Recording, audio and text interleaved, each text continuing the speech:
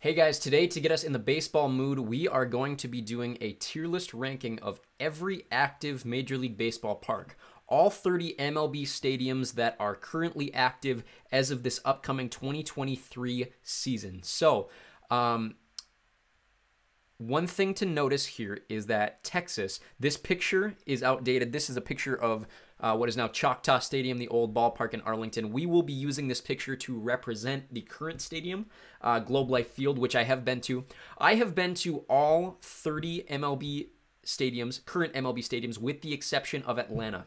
I have seen every team play at least one game in their home ballpark, but when we went to Atlanta, back then they were playing at Turner Field. So in judging Truist Park, their current stadium that opened in 2017, I will simply be using what I have read about other people's experiences at the ballpark, what I see in pictures and just reviews from that. That being said, I have been to all of the other 29 ones. I am very lucky to have had that experience to travel to all of these different cities and to have been there. And based on my experiences at each of these parks, that is what I will be ranking here. So without further ado, all 30 current MLB stadiums. We will be starting here. I got to look because that's kind of small for me. That is Wrigley Field. I've been to Wrigley Field, I think 3 or 4 times. It's a cool neighborhood in one of the safer parts of Chicago, at least around the stadium, you'd say. I haven't been there since they did the scoreboard expansions, since they added all of these new seating areas. So it's been a while. When I was there, my opinion of it was that it was a little run down. I'm glad that they have done the renovations. So were I to go back and re-experience Wrigley Field for a 4th or 5th time, I think my experience would be different. I didn't love it as much as a lot of people do, and I know this is going to be seriously contentious, especially with Cubs fans, but my experience at Wrigley Field was not necessarily a great one. I did get to see Lou Piniella's last game managing the Cubs. That was a cool experience. I think they were playing Tampa Bay at the time, but I could be wrong about that. Maybe I'm just thinking that because it's Lou Piniella, but other than that, it's a smaller stadium. It's really a single tier. The ivy in the outfield is cool, but like I said, there weren't any stadium amenities or scoreboards to look at when I was there. So for my sake, I have to put it in B tier. I know that's really contentious, but like I said, it's been several years since I was there. It was before they did the renovations. Just the fact that it's old and nostalgic doesn't give me exactly what I want out of a fan experience when I go to an MLB stadium. So I have to put it B tier. I do apologize. Next is a local one for me. This is Target Field. So Target Field opened in 2010. This is Minnesota Twins. It replaced the Metrodome. I do miss the Metrodome. There was something about just the sound that bats on balls made in a domed stadium, reflecting off the Teflon roof. It was a weird experience, but a cool experience. And I do sometimes miss that indoor baseball feel. But Target Field, they knocked it out of the park with this design. It is unlike any other stadium in the MLB. I take it for granted a lot. I usually rank it lower than I should because it's a local stadium for me, and it doesn't feel like I should rank it as highly as I otherwise would a different stadium. But Target Field is phenomenal. Most of the stadium is canopied, so unless you're sitting straight out in the sun, the temperature in the hot, humid Minnesota summers is traditionally going to be very good for you. It's a great place to watch a game. The sightlines are, without a doubt, some of the best in the league. They did great work with this stadium. And I am going to put it above Wrigley Field in A tier. Next is my favorite team. So this is American Family Field, formerly Miller Park in Milwaukee. I'm a Milwaukee Brewers fan, so this is the stadium that actually made me a Brewers fan. There's a lot that I don't love about it. I don't love that the parking lot is so far from the actual stadium. I don't like that the stadium is so far outside of Milwaukee. It's quite a bit of a drive. I don't like that they have... I don't like that they've sold the naming rights. Miller Park was so quintessentially Milwaukee. Now that they've sold it to American Family Field, it just has a different atmosphere and feel to it. Architecturally, it's beyond any other stadium. The fan style roof is unlike anything in any stadium in the world. I don't like that they've painted the yellow slide to now white. I think that takes away from the mystique and character of it. But all around, great stadium. I did take my wife there last year, and she was amazed by it. It's one of those I would love to go back every year if I could, but it's far enough away from where I live now that it's a difficult trek, and I can't get there every year as much as I'd like to. But for me, this is an S-tier stadium. It's the stadium that made me a Brewers fan. Phenomenal fan experience. Moving on to... that is Chase Field. Sorry, I have to zoom in because I can't quite see. That is Chase Field in Phoenix. Chase Field is cool. It was one of the early retractable stadiums in the MLB because you have to. It's Arizona. It's super hot. There's a lot going on around the stadium. It's in downtown Phoenix, so there's a lot to do around the stadium. The problem with Chase Field is twofold. And the second one is kind of hypocritical, but I will do my best to explain why I feel that way. I've been to Chase Field at least 4 times. Chase Field is too big. They built this massive domed stadium, probably not expecting to be able to fill it, but just to have the space if they needed to. It's this massive, it looks like an airplane hangar. It's cavernous on the inside. The roof is usually closed. When the roof is not closed, there's problems with shadows. Because of the way that the roof is set up, it's square instead of diagonal. So you have a really flat outfield and a really wide left and right field corner. So you got weird field dimensions, and because of the way the roof is set up, you have really weird shadow lines. So it's too big, and it especially when it's empty for the way the Diamondbacks have been playing the last several years, things look really sad in that stadium. The other problem is there's not a lot of character to Chase Field. And you might be thinking, why is that? If it's got weird sight lines, weird field dimensions, it's got a pool, how can it not have any character to it? And I don't really know. It feels like, and maybe this is an organizational thing, it feels like compared to the other teams that are in Arizona, excluding the Coyotes have a completely different issue. But it feels like the Diamondbacks organization doesn't offer enough in terms of a fan experience. Their fan clubs, the advertising that they do during games, it feels like there's not enough character to the Diamondbacks organization as a whole, that when I'm at a Diamondbacks game, I'm usually there to see whoever they're playing. Does that make any sense? It feels like there's not enough for me to do that attracts me to going to a Diamondbacks game. It's just, I'm in Phoenix, I want to watch a baseball game, this is the place to do it kind of thing. So that being said, I'm tempted to put this low C tier, but I might actually put it high D tier. Very lackluster stadium for as cool as it should be, being this massive domed stadium. Next is Truist Park. So all of the things that I've heard about Truist Park, like I said, this is the one that I haven't been to. Very positive. The only downside to this stadium is that it is out in the middle of nowhere. It's nowhere near downtown. It's in Cobb County, Georgia, or Cumberland, Georgia. They've been kind of building this fan experience neighborhood around it, and by all means, they're doing a great job from the reviews that I've heard. The stadium is small enough where it feels very intimate. It's a good-looking stadium. The Braves have obviously played well in Truist Park. They've won a World Series as tenants of this stadium, so there's a lot of culture going on there. I'm going to put it in high B tier.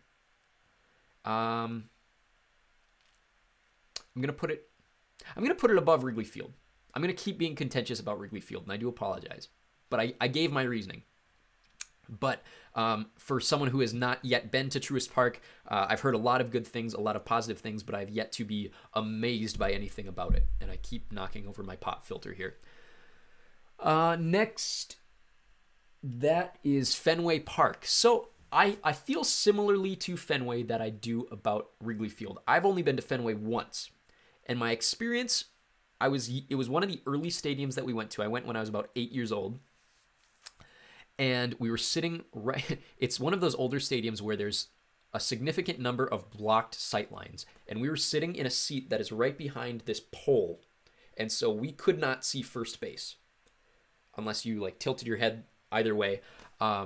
It was a gloomy day. It was a really crappy day for baseball, so that obviously denied my experience. However, the thing about Fenway that I didn't feel about Wrigley is, and this has obviously changed since the Cubs won the World Series in 2016, the Cubs have been such a bad team in all of their years at Wrigley Field, whereas the Red Sox, despite not having won for a significant amount of time, the Red Sox have been successful enough where they have built a culture around Fenway. They are able to win in Fenway. Fenway is the premier baseball destination, and it feels that way, despite the fact that it's really old, it's showing its age. There's not a lot of like modern fan amenities that I'd expect at any other stadium, but I didn't necessarily expect those kinds of things from a stadium as old as Fenway.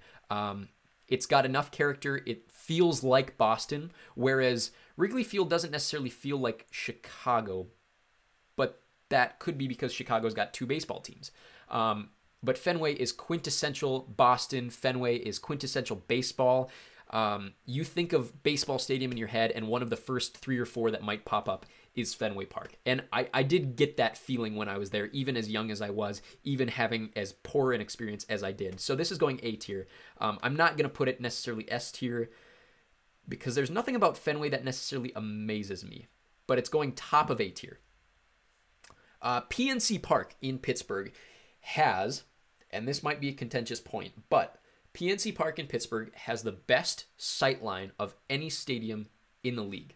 I went on a really crappy Pittsburgh afternoon. It was raining. The game was delayed. It was dark, gloomy. They got smoked by whoever they were playing. I think they were playing Miami. In fact, I know they were playing Miami because Ichiro was playing. But the view of Pittsburgh that PNC Park has, and Pittsburgh's got a very unique skyline. This view of the Roberto Clemente Bridge and downtown Pittsburgh is the best view in all of the MLB. Some things that I don't care for at PNC Park, it feels almost too small, if that's a point of contention. Most of the seats are lower level, which isn't a bad thing, but the stadium therefore lacks any architectural personality. There's not a lot that they can do architecturally because of the fact that it's all one level. The seats are blue, which is weird for the Pirates. And I'm not expecting them to have black seats necessarily, because black obviously absorbs sunshine, and when it's sunny, you're not going to want to be sitting outside on black seats. But compared to most stadiums, which have green seats, and that feels kind of more like the neutral baseball color, why the Pirates would have blue when they're wearing something like black and gold, it feels very out of place, especially when you're there in person. All in all, though, it's a very nice stadium. I was very impressed with my experience. I've been to several Steeler games out in Pittsburgh, so it was kind of the same fan atmosphere. It's right next door to formerly Heinz Field now. Acrisure Stadium is what the Steelers are playing at now. But like I said, in terms of a fan experience, I enjoyed my time there. I really loved the fact that I was able to look at downtown Pittsburgh when I wasn't watching the Pirates lose. This is going top B tier for me. Next is, I think that's Yankee Stadium. Here's another hot point of contention. I don't love the new Yankee Stadium. I never went to the old one, so I don't have a one-on-one, I wouldn't be able to tell you this as someone who's been to both. However, it felt like when they built the new Yankee Stadium, a lot of the character from the original is now missing. Obviously, the Yankees have been fairly successful. Have they won one World Series in this stadium? I think they have. There's still the culture of this is the Yankees. Like you're watching the New York Yankees, the greatest baseball team ever. There's still that culture. The fan experience is still great, but there's nothing spectacular or historical or like nothing about Yankee Stadium screams this is like the baseball stadium the way Fenway does, because it's not old enough, because it was built in 2009 to replace the old one. But at the same time, it doesn't feel like it's a new stadium. It doesn't feel like it's a modern stadium with modern amenities. It just feels like it's very lackluster. It's very middle of the road for me. At least that was my experience. It's in the Bronx, so you're kind of away from everything New York. I have to put this C tier because nothing about it screamed awesome to me. It's not bad, but it's missing something, and I couldn't tell you what that is, but it's missing something spectacular.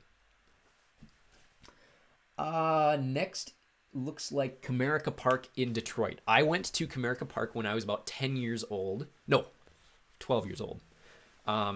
It's right smack in the middle of the sports district, so you're right next door to Ford Field. You're about 2 blocks away from what is the new hockey and basketball arena, Little Caesars. Something just fell upstairs in my house. Comerica Park, kind of like Yankee Stadium, is missing something spectacular. It's one of those like very stereotypical late 90s, early 2000s park. I think they opened it in the year 2000. It's got this massive video board in left field. It's got this cool fountain feature in center field with like General Motors cars just kind of hanging there on ramps. It does have a Ferris wheel, but the Ferris wheel is behind, I think it's behind third base, and so you're not able to see it. It's not one of those things that would stand out in the outfield kind of thing. So the placement of that and the fact that, yeah, it's got a massive scoreboard. Yeah, it's got a fountain feature and this massive ivy wall in center field. But so does Kauffman. So does Progressive. So do all of these other stadiums, specifically in their own division, which makes it even worse. So Detroit's got all of these cool features, and it's in a great location, but nothing about those individual features that stands out screams, this is Comerica Park. It's just like, yeah, these are all like modern 2000s, late 90s ballpark things, but nothing about it is spectacular. But it does feel like a very Detroit stadium. Like it's no Tiger Stadium. From all the things that I've heard about Tiger Stadium, my grandfather was a huge Tiger fan who had been to Tiger Stadium several times. It would be difficult to replace that, but they had to because Tiger Stadium was falling apart. They did the best they could with the money that they had, with the technology of the time that they had, and nothing about this stadium is bad per se, but it's very middle of the road for me. I'm going to put it above Yankee Stadium in C tier. Next is Coors Field in Denver. I've been to Coors Field 4 or 5 times. It's in a weird location. It's right off of downtown, so it's close enough to downtown where like you could visit downtown and then walk to the game. But it feels like it's on the wrong side of downtown. It's away from all the fun parts. It's kind of on the weird river side of downtown. It's nowhere near Empower Field where the Broncos play. It's nowhere near Ball Arena where the Nuggets and the Avalanche play. So it's kind of on its own. However, the experience of Colorado baseball, this stadium is beautiful. You have this weird, like, half circle type upper deck just sitting in center field that usually there's no one at, but it's this architectural piece that just stands out. And then they have this massive left field board, and then they have this huge tiered right field section with the upper deck that wraps around the rest of the stadium. They're starting to get rid of some of those seats because they can't sell them out, and they're doing more fan experience type stuff. The fences are huge. I think the outfield, the right field fence is like 20 feet tall. It's this massive like green chain link fence blocking the bullpens, and then it's got like the stereotypical waterfall feature in center field and like the pine trees that Atlanta has and like Anaheim has. So those aren't really significant, but all in all, the fan experience that I have had at Coors Field, and I've been there for more than just baseball. I've seen 2 concerts there. in terms of a venue altogether, it is one of the best in the MLB. I really enjoyed my fan experience at Coors Field in Denver. I am putting this A tier, and I can't, out of my right mind, put it above Fenway, but I will put it above Target Field. Next is the Trop. So I'm going to give a hot take here, okay? Tropicana Field is a horrible... This isn't the hot take, right? This is the standard take. It's a horrible stadium. Horrible stadium. Horrendous baseball venue. Don't know why you would ever put a baseball team in this venue. However, here's my hot take. It's so bizarre. It's such a weird venue. Most of the seats are in the outfield, right? That's the weird part. So a significant amount of the seats in this stadium are in the outfield because it's essentially a circular dome, and all of the, like, there's not a ton of seat variety. It's like first of all, they didn't build it for baseball, but it shows in this very cool way. And the Rays were good when I went and saw this. And so, like, they weren't selling it out necessarily, but it was a lot of fans. And the fans who were there were super passionate about it. And it's such a weird atmosphere to see a game that there's a bizarre charm to Tropicana Field that I genuinely enjoyed. It was far better than I expected from all the horror stories that I've heard about Tropicana Field. Yes, it's a bad baseball stadium, but it's fun enough and bizarre enough and weird enough, and there's enough awkward charm to this stadium that I loved my time watching the Rays there. My brother caught a ball from G-Man Choi. I almost caught a foul ball, and it went off my hand, and I felt really bad about it, and it was embarrassing because my brother had just caught one.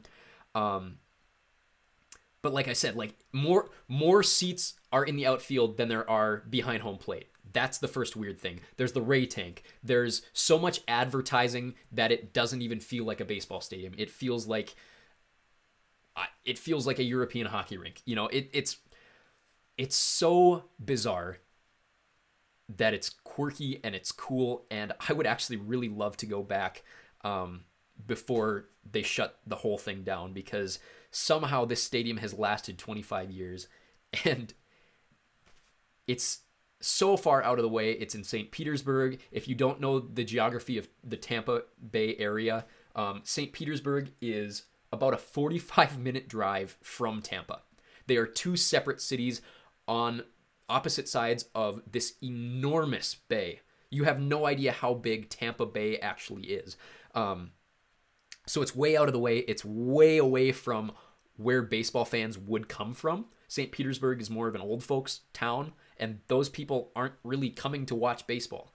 So it's a weird fan experience, but I did enjoy my time there. I would love to go back.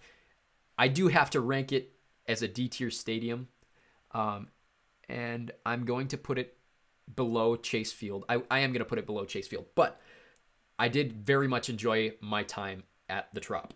I would highly recommend you go check it out, just because it's such a bizarre baseball experience. Next is Citi Field. I've been to Citi Field 3 times. It is significantly better than Yankee Stadium. It's kind of in the middle of nowhere. It's Flushing Meadows, so it's where Shea was. It's right next door to where Shea was.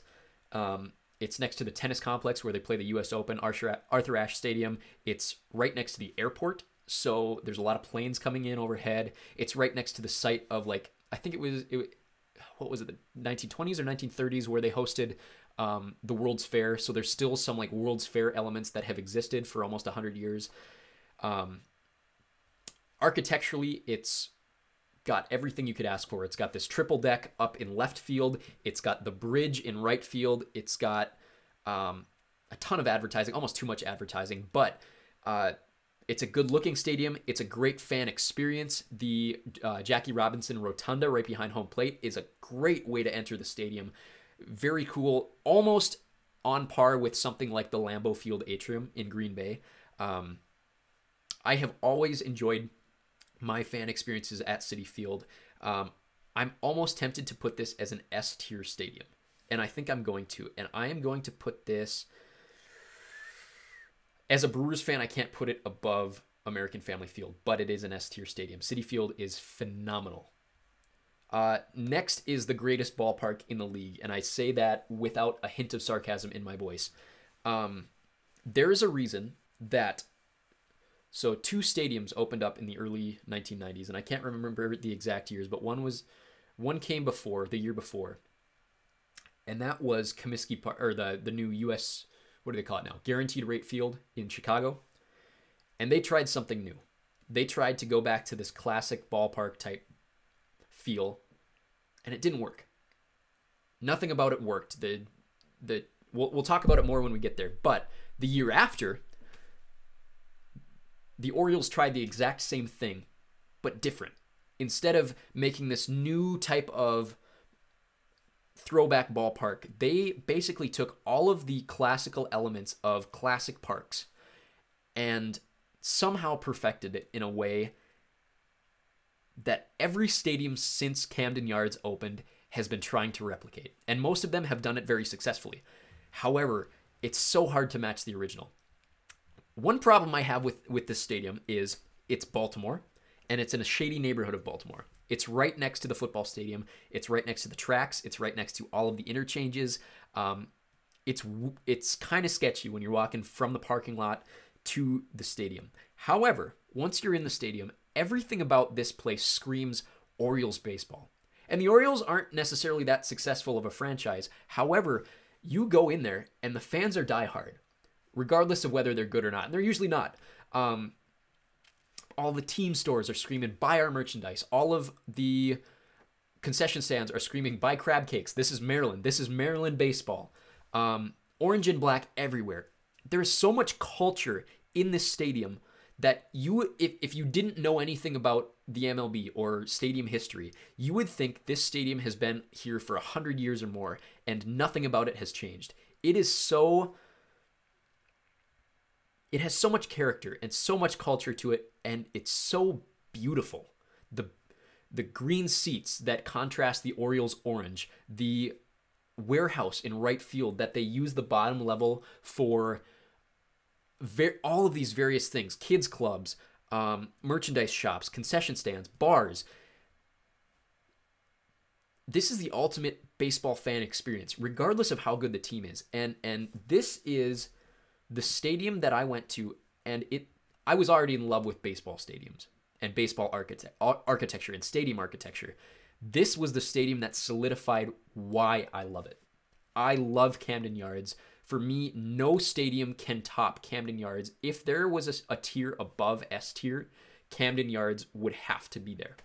It's that good. It is the top. And I know there's points of contention with other stadiums, and we'll get to them. However, none of them, as good as they are, can match what Camden Yards offers. This next one is Citizens Bank Park in Philadelphia. So it's in the sports district of Philadelphia, which is way down south by the river. And it's kind of really far from downtown Philadelphia, which is fine. All of the sports stadiums are there. Lincoln Financial's there. The Wells Fargo Center's there. So you have this sports city feel to it. The Phillies have been successful in this stadium. There's a lot of cool things about it. The center field, Hall of Fame tiered brick wall thing is really cool. It's got an upper tier in the outfield, which I like. It's got a massive video board. It's got the bell. It's got Philly sports fans. It's got a lot of culture to it. But it's one of those, nothing really, when I went there, nothing about it really stood out significantly. It was a nice stadium, a really nice stadium, but it was just that. It wasn't I'm not going to go to my friends and say, oh, stadium you have to check out, Philadelphia. It's not one of those. I didn't have that experience there. Nice ballpark. I enjoyed the night that I had there. I'm going to put it bottom of B tier. It's a good stadium, but it's not anything spectacular. Houston. Houston was amazing.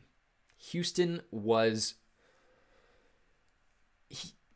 Minute Maid Park is what every retractable roof stadium should be in the MLB.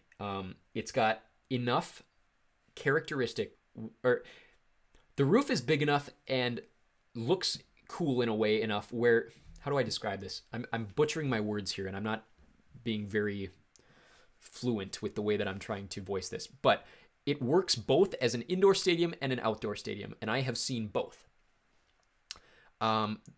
It's got a lot of character to it. Architecturally, I don't think there's a stadium as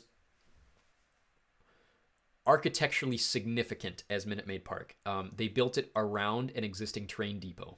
They used the architecture of that train depot to influence the rest of the stadium. And it feels modern and it works. And even when they renovated the outfield and took out Tal's Hill, they added enough with the hedge wall that the character is still there. The massive right field board, the massive right field upper deck, the left field archways, and the Crawford boxes. And first of all, love or hate the Astros. You can say they're cheaters all you want. They put on good baseball, first of all, but Houston fans are some of the most passionate baseball fans I've ever seen. And maybe it's different when the team's not winning. I did go during 2 very successful seasons. But I loved my experience at Minute Maid Park. It was everything that I expected it to be. I knew going in that a lot of the reception of this ballpark was super high, and I had really high expectations, and I don't think a single one of my expectations was not matched when I went to Minute Maid Park. It's in a great location. Despite the fact it's in Houston, Houston's really, really hot and really, really sticky, and thank goodness it's a dome. As a Brewers fan, I am putting this above American Family Field. Minute Maid Park is that spectacular. Next, we're going to talk about Chicago. So, Guaranteed Rate Field, when I went there, it was US Cellular. I went there several years ago, and a lot of my opinions on the south side of Chicago Stadium are contrasted with that of Camden Yards. Like I said, one was built the year before, and one was built the year after. And they essentially tried to do the same thing, and one of them failed at it, and one of them succeeded at it. Guaranteed Rate Field was built as a spiritual successor for the old Comiskey, right? So you have the pinwheel, like the candy machine scoreboard in the outfield. You have the feel of the upper deck, the feel of the lights that the original Comiskey had. The problem is, and you'd have to really zoom in on this picture to see it, and I'll do my best here. It lacks any character specifically in the outfield. There's nothing to the outfield. It's got this very centered, tiered hedge type thing going on in center field for the batter's eye. They added this little deck in left field, but nothing really happens there, and it's just kind of a standing deck. All of the outfield character comes in either the center field scoreboard or all of the advertisements. And they built this massive wall with advertisements in the outfield. Another problem is the stadium faces southeast. So you get weird like sunshine type stuff. You get you can't see Chicago. And then the other problem with this stadium is a complete lack of character. And it shouldn't have that feeling. It's the Chicago flippin' White Sox. Like, massively successful baseball franchise. Have won a championship in the last 20 years, keep in mind. Like, when I went there as a white kid from the Midwest, I'm like, this isn't my team. I didn't expect it to be my team. I didn't expect to feel at home as one with my team. But I was disappointed that this stadium didn't stand out to me the way I expected something that represents the Chicago White Sox to do. The upper deck is way too steep. Sitting there, you feel like you're about to fall over the edge every single second, even when you're just sitting down. Not a lot of like fan experience type things, not a lot of fan amenities. Gift shops are fairly dull. I mean, it's the color scheme doesn't help. But for a south side of Chicago, like this is the south side. There's a lot of culture in the south side of Chicago. I didn't feel that when I went to Comiskey. I felt it when I was outside the stadium, but I didn't feel it inside Guaranteed Rate Park, and it was really disappointing. And for me, it didn't even have the weird charm that I liked in Tampa. And so I have to put this F tier. And I have a lot of people in my family who are White Sox fans, and so I apologize. But I don't feel anything of significance for the Chicago White Sox and the stadium that represents them. Next, I think that's Oracle. So this is one of those I mentioned is in contention with Camden Yards. And it is. I am going to put Oracle second. And I will explain A, why it's so high, and B, why it's not top of the list. So Oracle Park was opened in, I believe, 2004. It's right next to the Bay of San Francisco. It's in kind of that newer sports district. It's not necessarily close, but it's in the same region as where the Warriors built their new Chase Center. McCovey Cove, obviously, like you could hit baseballs into the ocean because it's built right next door. It's got a weird dimension. If you ever look at the stadium from above, it's not shaped like a baseball stadium. It's shaped like there's a baseball field there, and then the outfield runs into the ocean, and there's this huge horseshoe that circles around the rest of the outfield, right? Or the rest of the field. So essentially you have this big like L from like the the first baseline all the way behind home plate through the first baseline, and it goes out to left field. And then the outfield, one side, you have this really cool, kind of like Houston does, where it's all just like arches and flat brick wall, no seats kind of thing. And then left field, you have this weird like pitted, regular seated area. There's not a lot of characteristic to the left field except for the fact you have like the glove and the Coke bottle slide, which is kind of cool. The dimensions of this field and the right field fence are really cool. Really cool. I love all of the character that goes into Oracle Park. Much like Camden Yards, Oracle Park feels like as old a stadium as you can get without it showing its age, right? It feels like a classic park, even though you know it can't be. You know it's a new stadium. It can't have been this old, built right next to the ocean. It can't be this old, knowing that the Giants only moved in, the 50s, early 60s. But it feels like a classic park. They have an organ player. They have all of this... and I'm not a fan of the color orange, but something about orange and black does really well in a baseball stadium in terms of eye-catching and color and all of this stuff. And the fan amenities there are phenomenal. And the upper deck, like you have as many concession areas and gift areas and fan experience areas as you do on the lower level. And outside the stadium, you have this whole like fan parkade type stuff. And every time I've been there, I think 3 or 4 times. And every time I've been there, I know that I'm going to enjoy myself. It's a good baseball experience. I don't love the Giants by any means, but it's a good baseball experience. However, the only reason I can't put it as high as Camden Yards, there might be a couple reasons. I can't say it's because it's in San Francisco, because Baltimore is no better in terms of like the area that it's in. In fact, it's in a better area than Baltimore's is located. Genuinely, for me, architecturally, I think it has everything to do with the fact that there aren't any upper deck seats in the outfield. And there's not a lot of room to build upper deck seats in the outfield, so they're kind of limited with that. So the outfield feels very much like a minor league ballpark, and I don't necessarily like that. The other thing is Oracle Park did not influence any other ballparks. The architecture and the design of Oracle Park, as good as it is, was never replicated in any other stadium. And maybe that's a good thing. Maybe that says this is such a unique location and such a unique design that no other place could replicate this the way we did.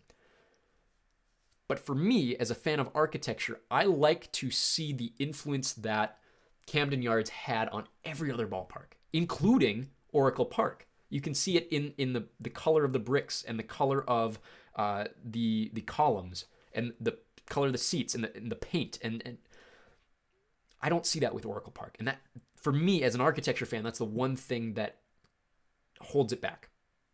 But it is up there. It is absolutely up there.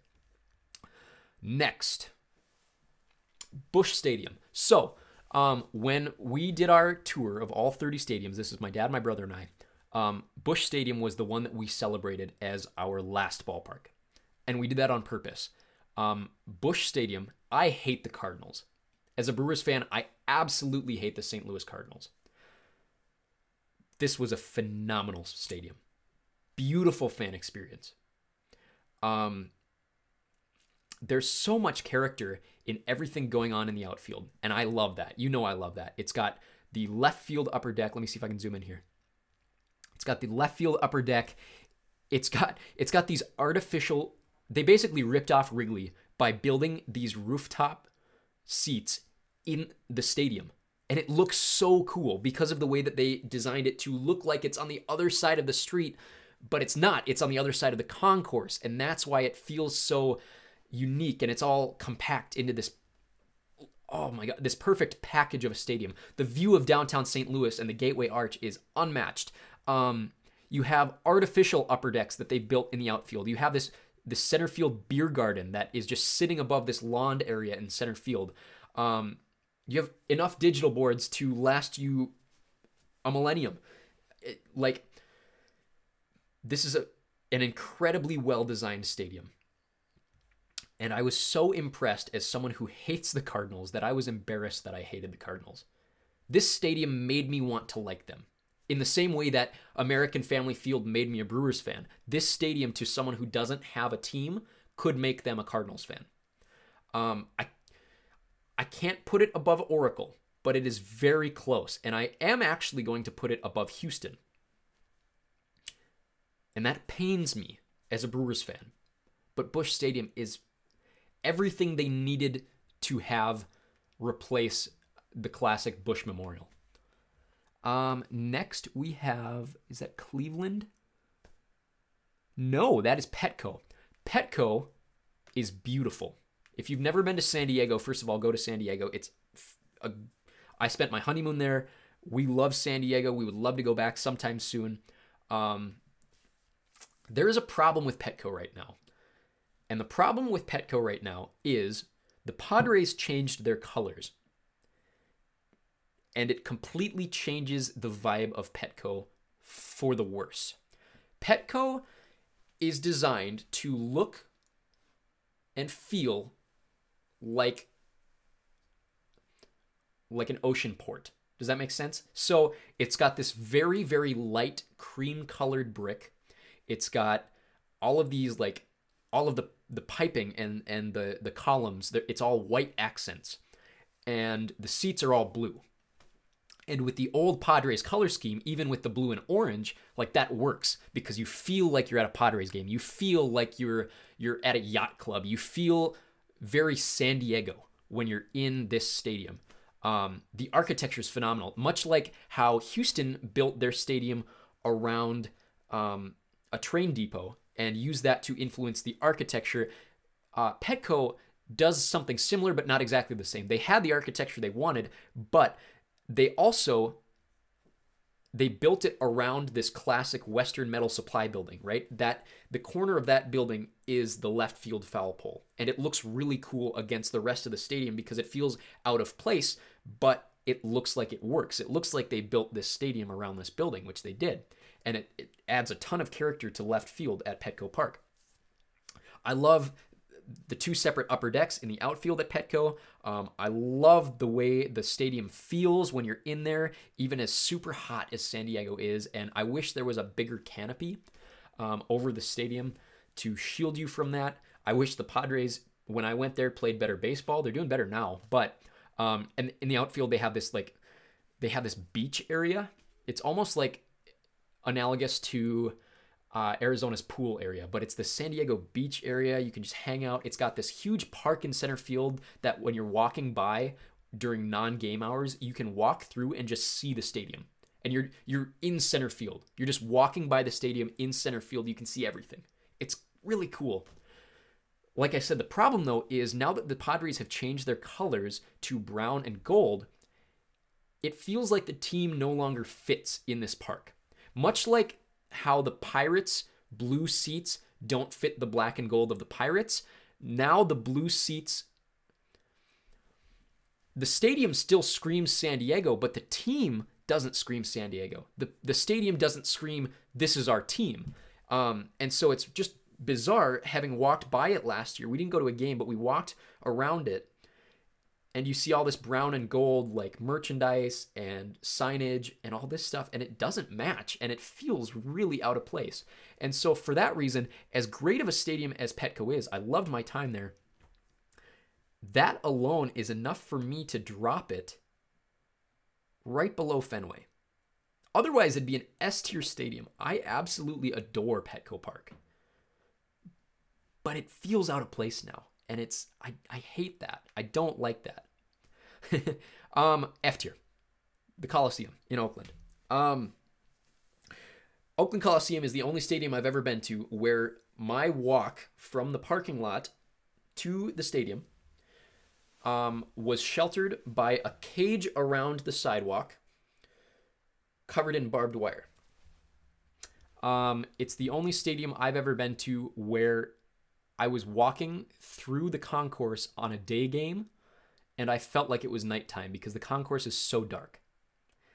It's the only stadium I've ever been to, including Tampa Bay, where I thought my high school football games had more people at them than this.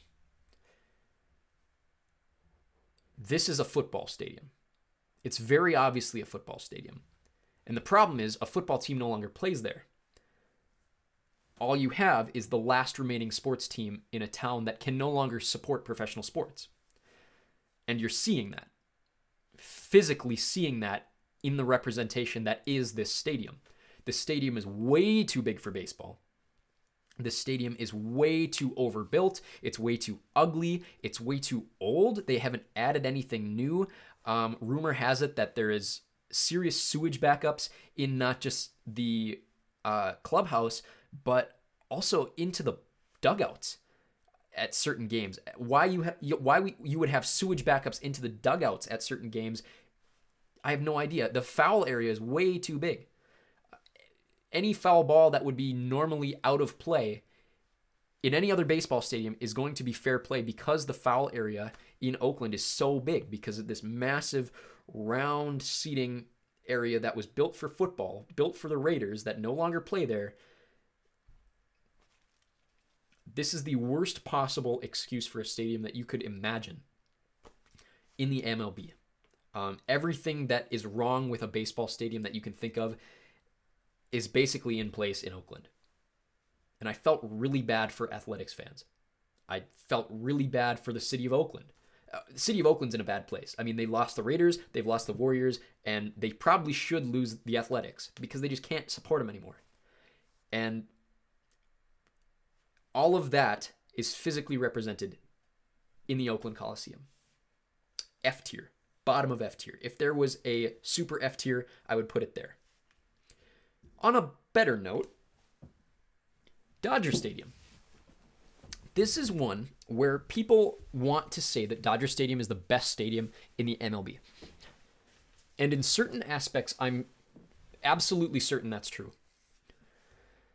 But for what I feel about the way that I rank my stadiums, the way that I want my stadiums to feel, I get none of that from Dodger Stadium. Dodger Stadium feels old. And it is old. It was built in the 50s. 50s? Early 60s? Regardless, it's old. It's very old. It feels that way. It feels like a college dorm in the way that you're walking through the concourse and it's all painted white brick. Very white. The stadium seat colors are unique, and I know why it's supposed to represent like the the California sunset or like the beach sand. But because of the color of the seats, the stadium then also looks even older. It's got this weird like 70s, almost like Philadelphia's Veterans Stadium, how they had the rainbow seats. That's kind of how this feels. And it's not like a pretty rainbow. It's a very like dull 70s stadium rainbow. There's nothing really going on in the outfield. Beyond center field, when you walk around that concourse on the lower level, you are walking on the parking lot. There isn't a concourse there. You are walking in a fenced off area of the parking lot. However, one of the cool things about Dodger Stadium, if you've never been there, is because of the fact that it's built into a mountain, you enter the stadium from the top level. So unlike most stadiums where you enter from the ground level and you either go down to like the field level or you go up to the upper deck, you enter from the 700 level and work your way down. That's a cool aspect of it that I didn't know about until I went there. It was really cool because you show up and you're like, well, that's not a very tall stadium. Well, the reason is you're on the top of a hill and you have to work your way down. It is enormous. It is the largest stadium in the MLB. And the Dodgers have the added benefit of it not showing because the Dodgers are good enough and have a large enough fan base where they can fit 50,000 people into a ballpark, and it works. So props to the Dodgers for doing that. Everything about the stadium screams Dodgers. Like I was not disappointed in the cultural aspect of Dodger Stadium. I was disappointed in food prices. I was disappointed in how old it felt. I was disappointed in just the lack of. It felt like they didn't care about updating it. Like they're so. The thing that bugged me was the center field thing, right? So you work your way down to the bottom level, and one thing I do at every stadium is I take a lap around every deck that I'm able to get onto. Sometimes you can't get up to the suite levels unless you have a suite ticket, but I do a lap around the bottom level, and I do a lap around the upper deck, or I go from one end of the upper deck to the other, just to get a sense of every part of the stadium, see all the sight lines from each part of the venue. With Dodger Stadium, when I did my lap around the bottom level and I get out to the outfield, and as soon as you hit about halfway through right field, it's the end of the walled stadium, and then it's just open parking lot. It felt super unprofessional to me.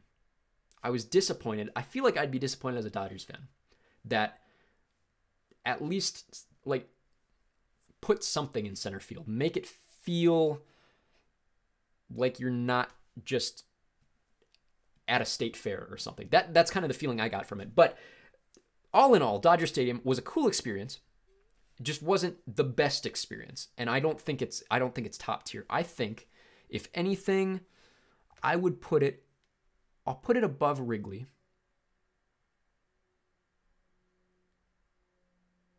I'll put it above Wrigley. It's going right there. Sorry, Dodgers fans, but it's going right there. This next one, Cincinnati, I have a hot take. Cincinnati was the best fan experience I've ever had in baseball.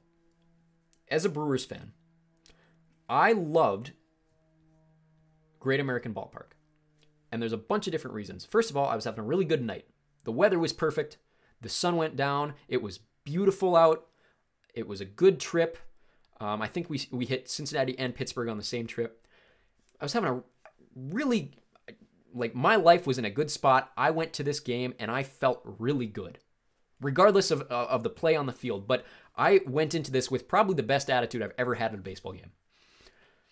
I got to chatting with some fans around me. They were from Kentucky. If you don't know the geography of Ohio, Cincinnati is right on the Ohio River, right across the river. If you can see in this picture, the outfield, those hills behind the river, that is Kentucky, northern Kentucky. I really like the city of Cincinnati. I really like the people that were there that I got to chat with. I like the architecture of the stadium. The upper deck in left field is a little boring. But you can't really see it right now because I can't zoom in any further. But you have the steamboat that's sitting kind of left center. That's a really, as someone from the Midwest who's from a river town, like having a riverboat in center field, that's a cool architectural element, because to me that screams, hey, we are proud of our heritage. Like, we wanted our heritage of this city to be memorialized in this stadium. There's some cool details in that itself. The smokestacks from the ship, there's 2 of them. Each of the smokestacks has 7 bats around the ring. Those represent the number 14 for Pete Rose, because obviously, given his troubles, they weren't able to retire his number or put him in like the Ring of Honor or anything. So they did a memorialization of that via the 7 bats on each smokestack. The light towers are the most unique light towers in all of baseball, except for maybe Kauffman. We'll get to Kauffman. But you got these like toothbrush looking things, and they look really weird and really cool. One thing you can't see in this picture is when you're standing in right field and looking back towards like the third baseline and home plate, because of the fact that they built the stadium facing the Ohio River, because they wanted the river in the outfield, which makes a lot of sense. But then you don't get that view of downtown Cincinnati. You're facing backwards from downtown Cincinnati. So in order to give some fans a view of that, they have an entire section of the upper deck behind third base cut out. They call it the gap, right? And it's this entire missing section so that you can see through it and see downtown Cincinnati. I think that's a spectacular element. So you get the best of both, looking at the river and across the river and being able to see downtown Cincinnati at the same time. I really enjoyed my experience. At one time, I had Cincinnati ranked as my favorite ballpark because it was the best experience I'd ever had at a game. That being said, upon revisiting, I can't put it at the top. I just can't. There's not enough to it compared to some of these other stadiums. But here, to tell you how much I love it, to tell you how much I love Cincinnati, I am putting it above Milwaukee. It's going above Milwaukee. I love Cincinnati. Seattle. Seattle's an interesting one because this was one of the first stadiums I had ever been to, and I've only been there once, and so I have not revisited it. My memory of Seattle is entirely based on something that happened when I was 8 years old, and I do my best to remember that and think of it as fondly as I can and take other people's reviews and use them to inform kind of how I felt when I went. I was very impressed when I went. It's a retractable dome stadium. The interesting thing about it, though, is it's not climate controlled. So despite the fact that it has a roof, it doesn't have a retractable wall. So when the roof is closed, you have this entirely open wall in left field that rain and wind could get through from the side, which does happen a lot in Seattle. And the roof is basically just to shield people from above. So you get weird elements of weather in Seattle. You have a view of downtown Seattle and Lumen Field where the Seahawks play. It's right next door. The stadiums kind of match each other architecturally. They're different colors, but the architecture is kind of the same. You have the big arch that represents the dome. You have upper deck or right field, kind of like Houston. It's very similar architecturally to Houston. You do have a semi-upper deck in left field because of the fact that there's no really lower level in left field. That's where the bullpens are, and they have like kind of like a Fenway wall scoreboard that they manually put in. Nothing spectacular about the former Safeco. It's now T-Mobile Park. That I can remember when I was there. It was early on enough in my stadium experience where I can't genuinely give this an S tier. I don't even know if I can put it in A tier necessarily, but from all of the things that I've heard about it and the way that people seem to really like it, I'm going to put it at the top of B tier. Kauffman. Kauffman was the second to last stadium that we hit. We hit that one right before Busch. It's in a really unique part of Kansas City. It's nowhere near downtown. It's right next door to Arrowhead. So it was, historically, the weird thing about it is when they built the two stadiums side by side, it was during a time when almost every stadium was both baseball and football. And Kansas City decided they were going to build two separate. Architecturally, they're very similar. They have these weird, like, swooping 70s architectural styles with, like, big horseshoe type designs. The light fixtures are very unique. It's got this weird, like, toothpick with a light beam on top kind of feel. It's got the fountains in the outfield that are really spectacular. The one thing I don't like is it's so 70s that it doesn't have seats in the outfield. I mean, it has lower levels, but it doesn't have any upper deck. It has no, like, outfield architecture that's really significant other than the massive scoreboard and the fountains. It's got the Hall of Fame building that's kind of sticking out. It looks really awkward in left field. That's a cool thing, though, like, in terms of fan experience. Like, you can go to this Hall of Fame for free during games. That was really cool to see. Otherwise, it didn't necessarily stand out. I was a little disappointed with Kansas City. It was still cool. It wasn't a bad fan experience by any means. And the Royals aren't necessarily great, or they weren't when we went. But I did enjoy it. And I'm going to put it... I'm not going to put it above Wrigley. I'm tired of shitting on Wrigley. So I'm going to put it above Philadelphia. Do I put Philadelphia in C tier? I am. I'm going to drop Philadelphia to C tier. We have 6 left. Next, this one is Arlington. So, not the ballpark in Arlington, but Globe Life Field, which is where they play now. It's the replacement for the old ballpark in Arlington. Right next door, practically.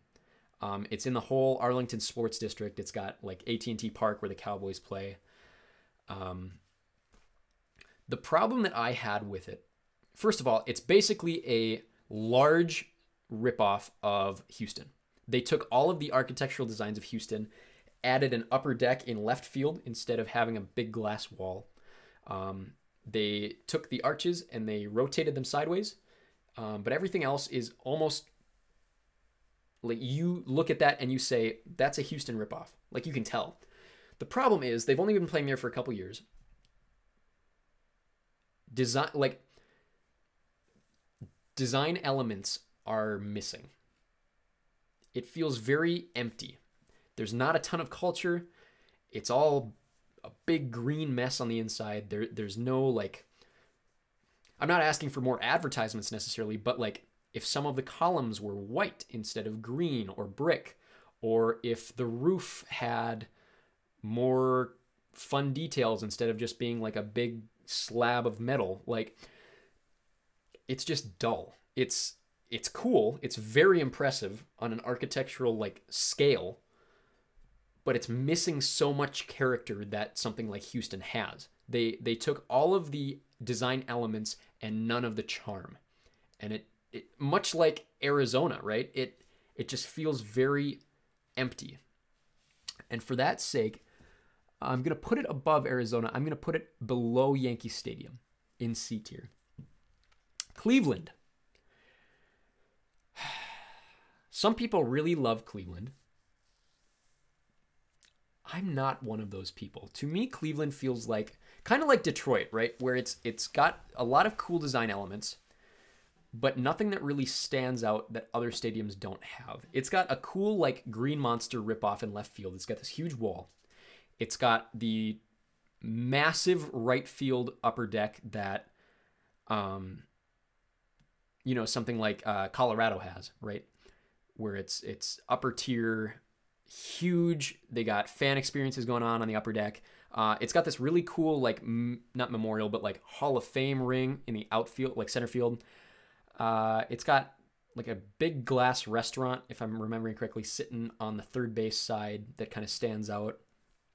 Massive video board in left field. This huge section that has no right being that big in left field. But nothing about it really stands out. So where did I put Detroit on this list? Detroit was top of C tier.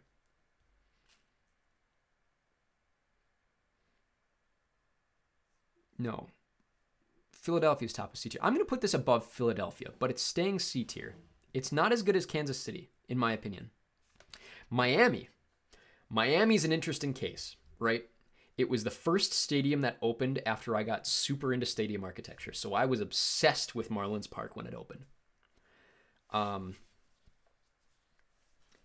It is much like Chicago, it is a failure of stadium design. It is the coolest looking stadium. It's a weird looking stadium. It's super cool. It's got these 4 massive columns that hold up the roof in the outfield. And the seats are built around them, right?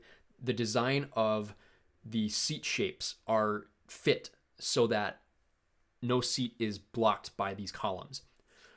It's got this huge upper deck in right field. It's got massive windows in left field, much like Houston. It used to have a pool in left field, just like Phoenix.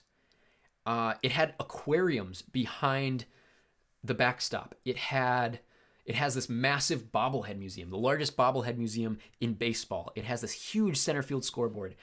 It has all of this like Miami artwork and like Miami type designs, and so much thought went into this stadium and design. And from an architectural standpoint, like it's probably the coolest of any of the parks. I went there its opening year, and even then it was empty. Even then, the Marlins weren't bringing in people. They couldn't even bring it in because it was a new stadium. They built it in Little Havana to try to get the Cuban population to come and watch baseball, and they're not. And now, since it's in a neighborhood that is not one of the nicer neighborhoods of Miami, people don't want to go to a baseball game. They didn't want to go when it was in Miami Gardens, and now they don't want to go when it's in Little Havana. So the only option at that point is to build a stadium in downtown Miami or move the team away. Since it opened, they have changed the color of the outfield fences. You no longer have this super like strong characteristic, but really like gaudy light green fence in the outfield. They took the swimming pool away because nobody was buying the swimming pool tickets. They took the aquariums away, and I really liked the aquariums. They took that away. Oh, I didn't even talk about the home run sculpture. They used to have this massive home run sculpture in left field that was supposed to be like Miami's version of the Big Apple that the Mets have every time they hit a home run. It was ugly. It's sitting outside the stadium. It still exists. It was beyond ugly, but it was really cool. It had like this weird charm that I liked Tampa's stadium for. You know, it was one of those, it's so stupid and cool that like it worked for me. But they took it out, and they like all of the fun characteristics about this stadium they have slowly taken out over time. And right now you're just getting this bland, massive dome sitting in the middle of nowhere Miami. Nobody's going to games. The Marlins are not a good baseball team. D tier, right? Like it has to be. I'm putting it above Arizona because I like it that much more than Arizona. It has enough going for it that I like. But it's a complete failure in stadium design. The Rogers Center. So, I really like the Rogers Center for a perverse reason. It is the only stadium in the MLB that makes me feel like I'm watching indoor baseball the way it should be, right? Like when I'm in the Rogers Center and the stadium is or like the roof is closed, I feel like I'm in the Astrodome. Like it's cool. This is what indoor baseball should feel like. Problem is, it's a retractable roof, which means half the games, if not more, are outdoors. That's a problem in itself because the stadium feels like it should only be built for indoor baseball. On top of that, the roof is so big that even when it's open, it's still standing halfway over the outfield.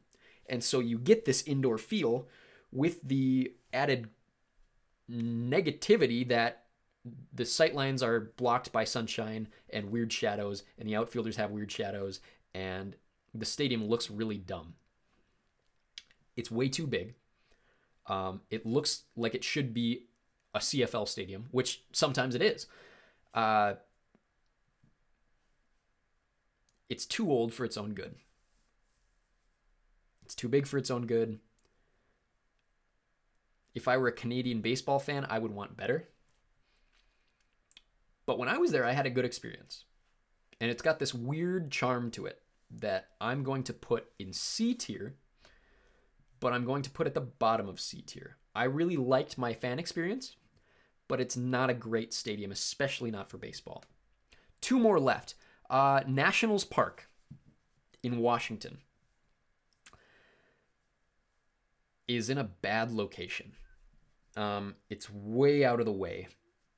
Not way out of the way. It's still in Washington, but it's far enough from Washington. And granted, there's not a lot of options. Like, Washington's a weird city, especially when you're trying to build something like a stadium.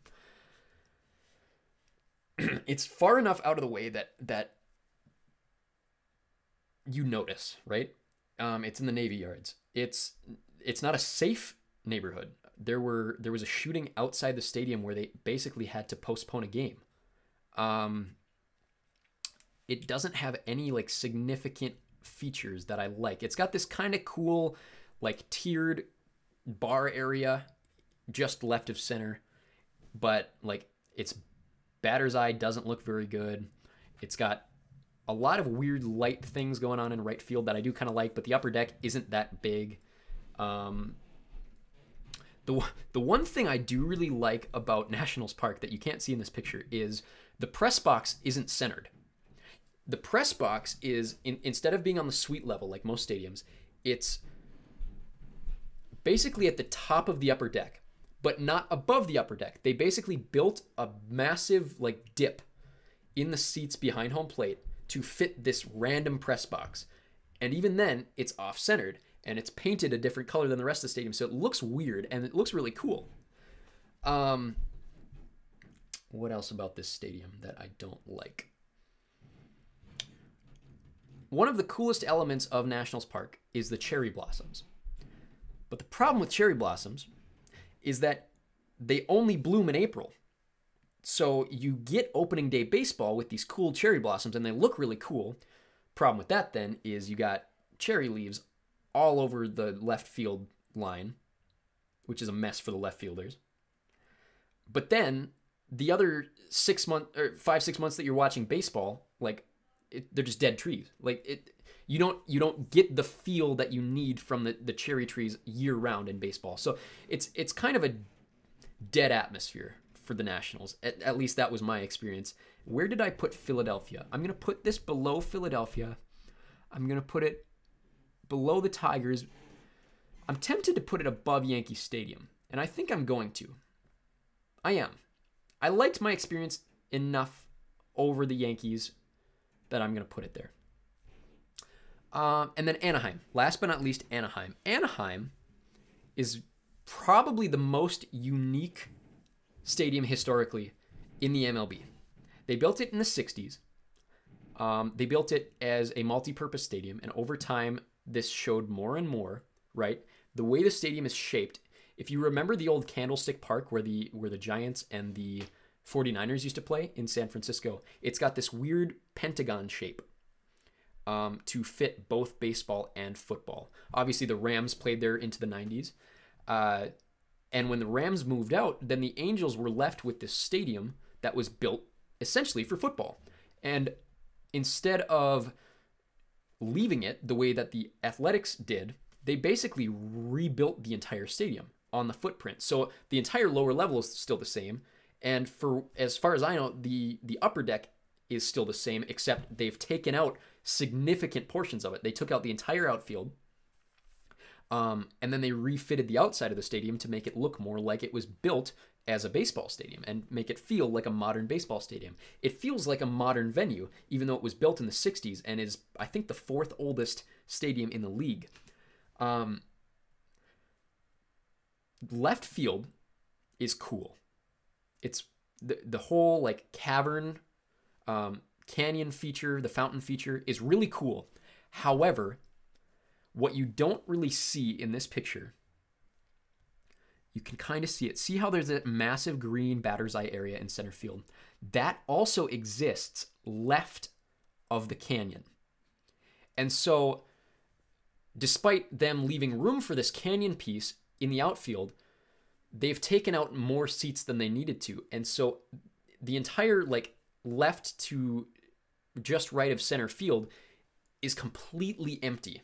It's this big green fake grass, like almost canvas piece that only a little sliver of that is taken up by the canyon piece. And so you're missing an entire outfield, and it's really dull. All in all, my fan experience was really good. I enjoyed it. I like where it's at. I mean, it's in Anaheim, so Anaheim is the middle of nowhere, but there's enough going on around it. You have Disneyland basically 4 blocks away. You have enough going on in Anaheim that you don't feel out of place. The Ducks play in that neighborhood too. It's no Dodger Stadium, but I will put it right above Fenway next to Dodger Stadium. And that's exactly how we will finish this list. So, starting from the bottom, let's look F tier. The only 2 we have in F tier, thank goodness, are Oakland and Chicago. And then D tier, we have Tampa Bay, Phoenix, or Arizona, and Miami. C tier, bottom to top, Toronto, Texas, New York Yankees, Washington, Detroit, Philadelphia, and Cleveland. B tier, bottom to top, we have Kansas City, Chicago Cubs, both LAs back-to-back. Dodgers are higher. Just because I haven't been there and I'm going off of all of the reviews that I can. Atlanta, then Pittsburgh, then Seattle at the top of B tier. A tier, kind of small, just because I like all of the ones in S tier too much. We have Minnesota at the bottom of A tier, Colorado, San Diego, and Fenway. And then S tier, you have the New York Mets, the Brewers, the Reds, the Astros, St. Louis, San Francisco, and at the very top, Baltimore. So those were my rankings based on my experiences at every single one of these parks, except Atlanta. Let me know what you think. I'm sure you have opinions based on the teams that you like and the stadiums that you've been to. If you want to let me know what you think or what your rankings would be, feel free to drop them in the comments below. Otherwise, like, share, subscribe. Give as many opinions as you can. We will do more of these tier lists for other venues, basketball, basketball, football, hockey, soccer, all of those. Baseball, I obviously know best because I've been to almost every single one of them. But stay tuned for more. We will talk more baseball in our live stream coming up on Monday. See you soon.